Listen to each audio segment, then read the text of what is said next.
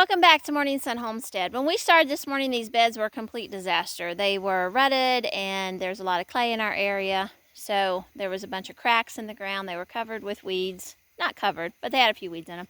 So anyway, we had to pull all that up. We had to dig it all up. We had to plant, and then we put some soil on top of it. Now, because the ground was so dry, I watered before I put the seeds down. I watered after I put the seeds down, and then I watered again once we got our topsoil on. But I was going to share with you a few of the seeds that I plant. When I first started out, I would try to do fall gardens and they would always fail. And finally, I figured out the key to that is to get the right seeds. Who doesn't like lettuce? Everyone. If you can grow it yourself, you're going to save a ton of money. So you go with things like Miner's lettuce. Now, this is something that's a little bit spicy, but it grows in cold weather. Winter density. You don't want to plant a lettuce that says it's going to be for warm weather. You want to plant something that indicates it's for colder weather, like winter density. We have red vein sorrel.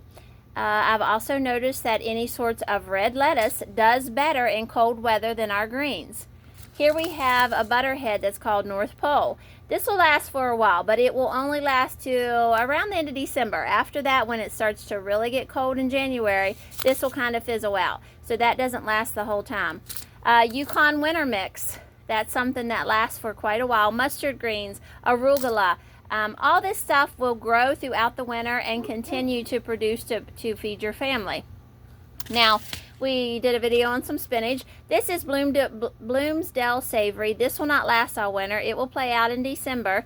But we also have something called Giant Winter.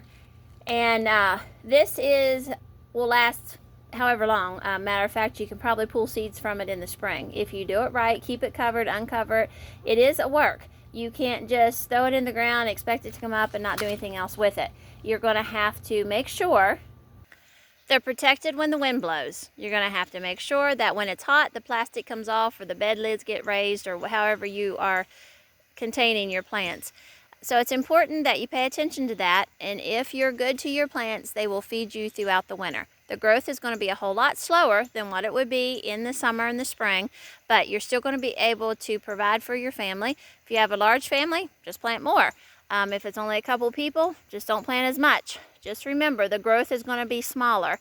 And you want to also, something else you want to do is make sure you water. You don't want to overwater. I've learned that the best time to water is midday when the sun is out, when it's still warm, but it's starting to cool off. So that's the best time to water. Hope this helps some people that's trying to start a fall garden, not make the same mistakes I did and waste the money that I have, because it does get expensive. And, we could either spend that at the grocery store or we can try to grow it at home.